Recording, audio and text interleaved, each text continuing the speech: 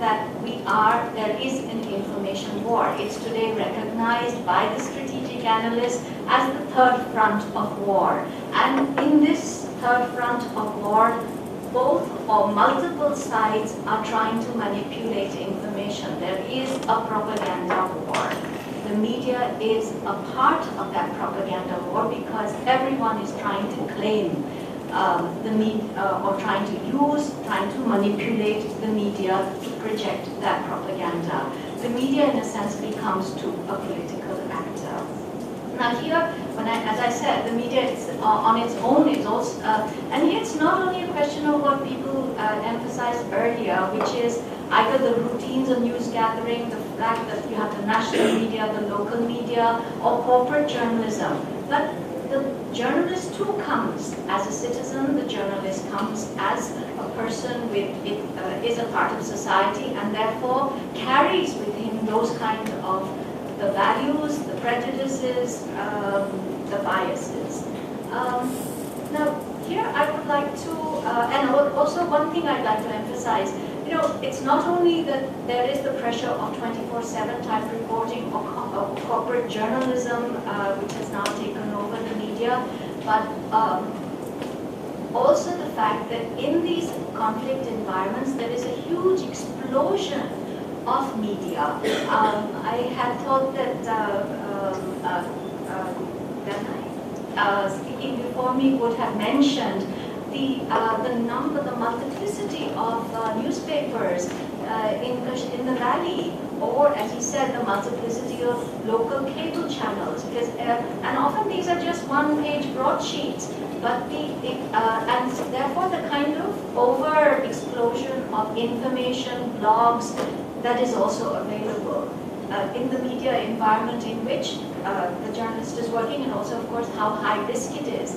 During the Assam movement, 67 journalists were killed.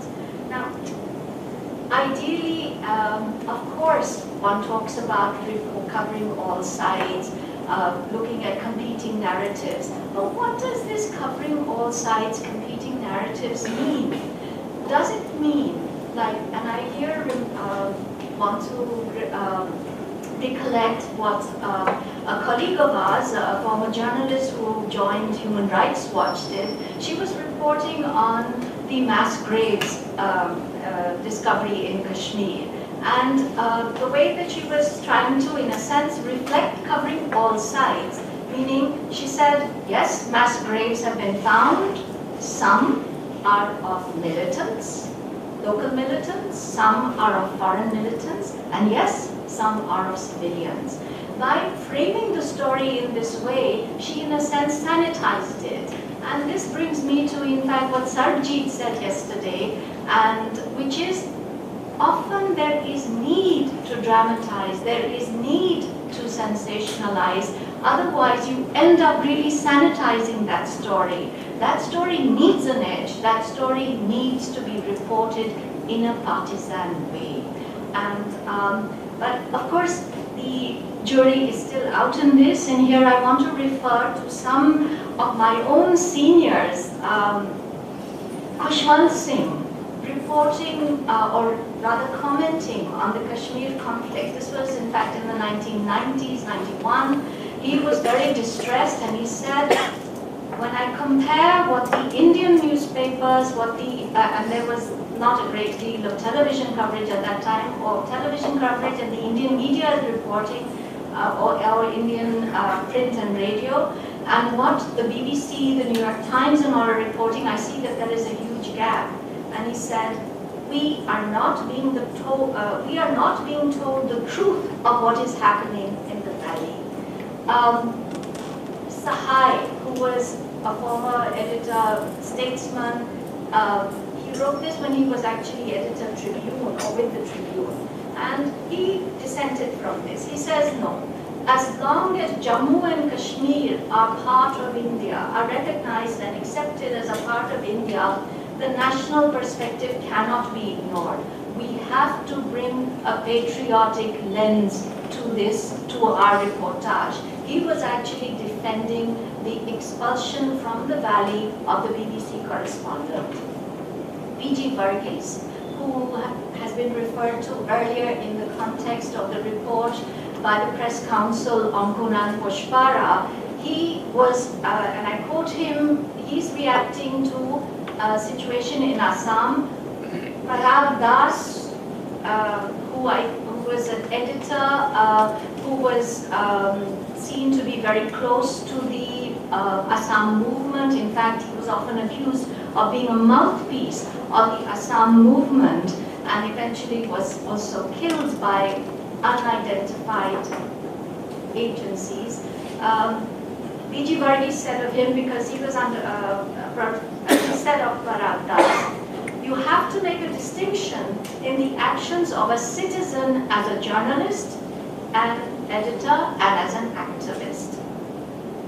Now, and I just have two more people to quote because I think they set out the field. Justice Sawant, he was the chairperson of the Press Council before Katsu, and he said, human rights groups that get their briefing of media that uses the reports of human rights groups, they are unverified accounts and they are unauthentic accounts of the deeds. I have another quote by a New York Times editor, but in a sense I could just as well quote Sarojit of yesterday, and that is, how can you possibly be partisan, how can you possibly even think of being non-partisan when gross injustice confronts you? And this, I think, applies to whether we are talking about the mass graves, about a whole series of, like when, and we've seen this at this around this long table itself, when the correspondents from whether it's Kashmir, from the Northeast, are saying that your reality of you journalists sitting in Delhi or commentators sitting in Delhi, and we who have to daily negotiate and see what it's like, how different it is. This is where, in fact, the divide, the fault line comes in, because there are situations where, in fact, being partisan is not, I think the question really arises, should you, in those situations, be partisan? Are you, in fact, not driving the conflict further by reinforcing the alienation, by making people feel even more, well, driving the conflict? My central argument is that it is the lack of transparency, the secrecy that surrounds conflicts, that surrounds not only conflicts but peace processes, that in fact encourages gossip, that encourages rumors, that in fact facilitates plans. And I will come back to what I think are plans. Yesterday, Vipul made a very, I think, very important observation for pointing out how it is not, in the end, it is neither in the interest of the non-state actors, and here I want to put this in quotes, as well as state actors, to actually exclude the media, to sanitize, to plant. Because in the end, what happens is there is then no credibility. And credibility is the most important in many of these information wars. Because even if your story, even what you're telling the media is true, you won't be believed. And in fact, Operation Blue Star is an excellent example of this, because at one level, the official view, and here the media has now been excluded, the official view was it's been turned into a garrison, it's been turned into an armory, and it's been desecrated by those who were actually, who claim to actually be preserving the Sikh heritage, the Sikh values, Sikh honor and dignity. And that was the rationale for Operation Blue Star. But because there was no credibility of the official government position, and there was no objective or so-called possibility of any kind of media monitoring, media watchdog, the role of the media watchdog, you had the possibility that Subramaniam Swamy, a maverick, came out in Imprint magazine at that point of time and said that this was all, he said that actually this was totally concocted and that it was the government that had enabled all these arms to be brought in. Surya magazine also replayed the story. They were also able to find, of course, from whistleblowers within the army, a whole series of photographs to show, in fact, the kind of carnage that had taken place, photographs that also were then used in the film Behind the Barricades on the Punjab at Tapan Rose. The point that I'm trying to make is the importance of recognizing, which actually the government of India finally did. They created, subsequent to Operation Blue Star, they created in the Defense Ministry a cell called PSYOPS. And there is Major Arjun Rai, who was the head of PSYOPS, who has actually written about many of these things. But while the lesson was learned for Punjab, and we saw it in Operation in the 1988 I've now forgotten what it was called, Black Thunder in 1988, when the media was given a grandstand seat, which people spoke about. But that lesson was again forgotten during Charare-Sharif. Some of you may remember it.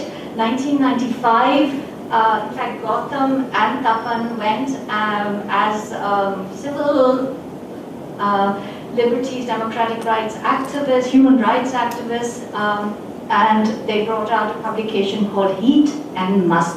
Now here, in this, because once again the media was excluded, you had a propaganda war on both sides.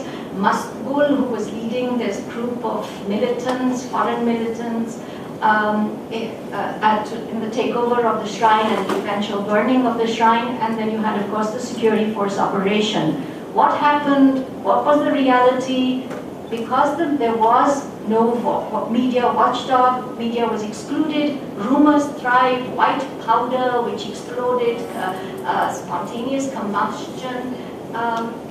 Here, this was an opportunity missed. And so these are lessons government learns, but unfortunately unlearns rather quickly. And if winning hearts and minds is the stated policy of the government, it certainly is lost in these kind of things. I want to here just come back to just listing at one level some of the ways in which plants are done. Plants is, and I love that phrase that you said, in Kashmir you don't have plants, you have trees. I'm certainly going to use that, and thank you. I want to talk about, because plants have become now, because you have PSYOPs, they become very sophisticated, and you have let me look at the photograph, an airbrushed photograph. And here I want to in fact refer to a photograph that I saw recently of it's the Sri Lankan President Mahinda Rajapaksa shaking hands with Queen Elizabeth at the Chogum summit recently held.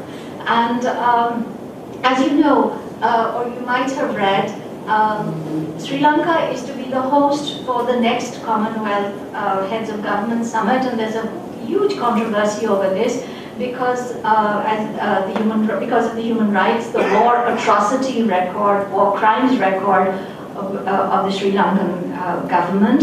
And you can see that this photograph has been doctored because the person shaking hands actually is the Secretary General. He's been airbrushed out and somehow Rajapaksa has been moved in. Now these kind of photographs are done all the time. I mean, you're very familiar with it from, in fact, the Soviet era, but we use it all the time. There's a great deal of this. In India, some of you may have read, and this is a wonderful story by Sadanand Menon, a very fine journalist, about Palestinian rumals. 2008, the Delhi bomb blast took place, and they picked up some students from Jamia Nagar. And these young students, when they were brought before the media, and the media covers these stories without any comment, in the sense that they carry these stories, these are planted stories. And there is no such thing, I mean, and all the newspapers carried it on the front page. and not that they weren't all AFP stories or AP stories or something like that. No, no one photo agency.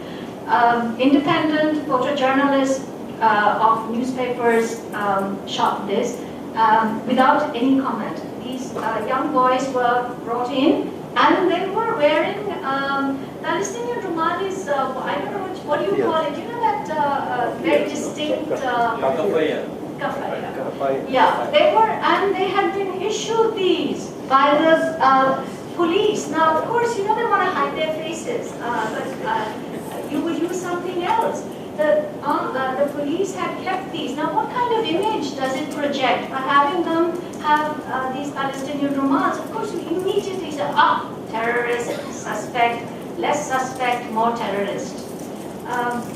So, I mean, these are, you know, and all, I think something like 10 newspapers, daily newspaper, mainline newspapers carried this photograph without comment, and from their own journalists. Now you have, you know, all the other aspect, and Zahir Hussain from Assam pointed this out, which is, you know, it's not only the state that is active. In fact, in some cases, it's in fact these non-state actors, militants, nationalist workers, rebels, who are also planting a lot of material. I mean, how do you handle an Osama bin Laden tape? How do you, I mean, Al Jazeera was accused, in fact, of being pro-Osama bin Laden because they were getting these tapes. Now, sometimes you get these tapes, how do you carry it? And, you know, it becomes very insidious, yes? You usually identify source, maybe, and you should here put also date lines, because often this material is dated and yet reproduced without dates. But the problem, and this is a problem not only of video footage, it's a problem of using sources that you cannot verify. Often these, the information you get is from sources deeply embedded in the conflict from both sides, state as well as non-state. But how do you verify? Do you carry a story that you cannot verify? Because 8 times out of 10, the story will be correct. And, you know, you have no other way of getting that story without, in fact, having sources within those camps. But the problem is, what happens with the 2 other stories and with the 2 other plants? And this, I mean, this is a decision a lot of journalists have to make, because, you know, one of our finest journalists is, and there's no need to name, I mean, he works for the Hindu, but he gets fabulous access. And some of you who've been practicing journalists and worked with the Home Ministry, you know they have a list. You're either a friendly or you're a hostile. If you're a hostile, you have no access. If you're a friendly, you have access, but you don't get access because they like your face, but because they feel you are serving their interest. And most of the time, there is a mutual interest at work, and then that mutual interest snaps, because then they do plant the story. And, you know, okay, you say, okay, I'll try and verify it by looking at scholarly journals or something. And this particular journalist, I find, is now drawing upon scholarly journals. But those scholarly journals or those scholarly books are often based also on anecdotal newspaper information. And here I just want to flag that story, because many of you have covered that story and you know how problematic it is. The madrasa story. Madrasas are supposed to be nurseries of jihad. And those of us who tried to, in fact, probe that story know how hollow that story turns out often to be. I'm not talking about Pakistan, I'm talking about India's borders and the madrasas and the stories of those. So I'm running out of time, so I'm just going to very quickly flag some of the issues. The other story is, these are innocuous stories, but I have to refer to this one. This appeared in the Indian Express. It's a story of a young Kashmiri boy who was, earlier in last year, he was one of the stone pelters. Today, he is going for coaching. I mean, he's going to a coaching training camp in Brazil as part of the Indian delegation. And they quote him, they don't quote him actually, they just, or maybe they, it's uncertain, but but he's been told, he says, no, it's reported actually that, and he was misguided, this is much more, but it's all part of the, he's going as an Indian delegation, part of the Indian delegation, fine, no problem with the story. I think it's a good story, it's a positive story. The problem is, it's a New Delhi story and he's sitting in Srinagar. These table-stop stories, these stories at a distance, these stories which are not properly dated, the stories that are not sourced. Recently, you may have come across a story about a woman, Maoist woman, who was repeatedly gang raped and has left the Maoist ranks. But she's interviewed by journalists in the jungles. You have no idea whether she's actually surrounded by the police, because she's also wanted by the police. Have the journalists actually interviewed her in the jungle? Where are they interviewing her? All these things are left gray. These are all plants. Or maybe they're not plants, but the ability to, it's important to verify them. And as Ramandeep yesterday pointed out, that story about, this lovesick militant being killed. Finally, I just want to emphasize one thing, which is, do you carry a story which is an absolute scoop? And here I refer to an amazing story which appeared in the Seven Sisters Post, a new newspaper edited by one of our finest journalists, Shubir Bhaumik. He carried this really breaking news story about the Nagas agreeing to a supra-state, a Christmas gift for the Nagas. Of course, the minute the story appeared, you had because it actually it gives you what is going to be the settlement. And immediately the Manipur chief minister, the Assam chief minister, the Arunachal chief minister, who would have been affected by the story, they immediately rushed to Delhi, and Chidambaran issues a statement saying it's baseless, it's without foundation, there is no truth in it. Now this story, because it's Shubir Bhaumik, I would tend to believe it is plausible. But of course it comes in a package which is still unformed. The reason that the story is so explosive is because, of course, the whole discussion is taking place in an atmosphere of security, secrecy, and lack of transparency. Had there been transparency, there wouldn't have been this backlash. Because now, this proposal of non-territorial autonomy actually had a potential for traction. It's been destroyed to a large extent. But is this scoop? Is this a plant? Is it bad timing? Should a journalist who's more interested not in driving conflict but in resolving conflicts have carried it at that time? These are all extremely difficult choices, and choices which have often to be made on the run and in a very, very high-risk atmosphere. Thank you. So now I request Anthony David from Sri Lanka. Chairman, ladies and gentlemen, good morning. I'm Anthony David, representing the Sunday Times in Colombo. A prominent military commander during the Vietnam War once declared that a victory known by a few is a small victory. He said that one known by many was a big victory. The US military media trainer tells group of would-be spokespersons in uniform, if you don't feed them, they will start taking garbage. Always keep them fed. 2 weeks ago, most of you may be aware, Reuters, the world's largest news organization, faced the threat of a ban by the Turkish government. They referred to the Kurdish PKK as rebels. The Ankara government wanted them renamed terrorists. The agency said, as a matter of policy, they don't refer to organizations or individuals as terrorists. In the Sri Lankan experience, the media identified the Tiger rebels as terrorists. The only exception was during different interludes of the separatist war when there were peace talks. Then the title shifted to militants. These are just a few multitude of examples that underscore the importance of propaganda, be it in an internal conflict or war between two nations. They lend justification to the well-known saying that truth is the first casualty of war.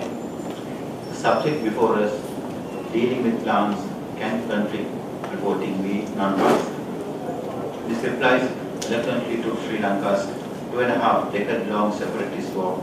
As most of you are well aware, it ended in May 2009 with Sri Lankan troops militarily defeating the Tiger rebels after a sustained campaign. The death of an armed struggle to establish a separate state, welcome news for countries in the region including India, has also given birth to crucial issues. With the war over, one would have thought speedy development would have waved, as the government dubs it, to make the Sri Lanka the wonder of Asia. We stopped making headlines in the media worldwide for killings and bomb explosions. Yet not all the reportage have returned to the pre-war era, which boasted of beautiful beaches, lush green tea gardens, and whopping wildlife reserves. The ban on the media during the military campaign that ended the war, however, brought in its wake other disturbing developments that are making headlines worldwide. In the backdrop, due to demands by certain Western nations, the UN Secretary General Ban Ki-moon appointed a 3-member panel to probe the final phase of the war. They have concluded that both Sri Lankan troops and the Tiger rebels were responsible for alleged war crimes.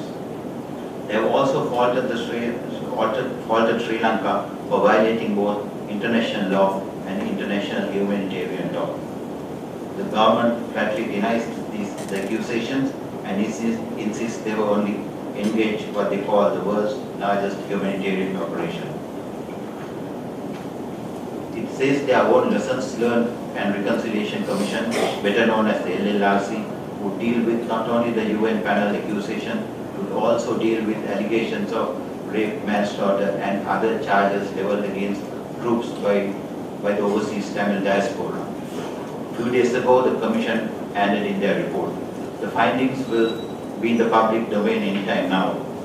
Meanwhile, in what seems a preemptive move, the government of Norway has come up with their own findings about the entire peace process leading to the war, which was one of the terms of reference at the LLRC Commission as well.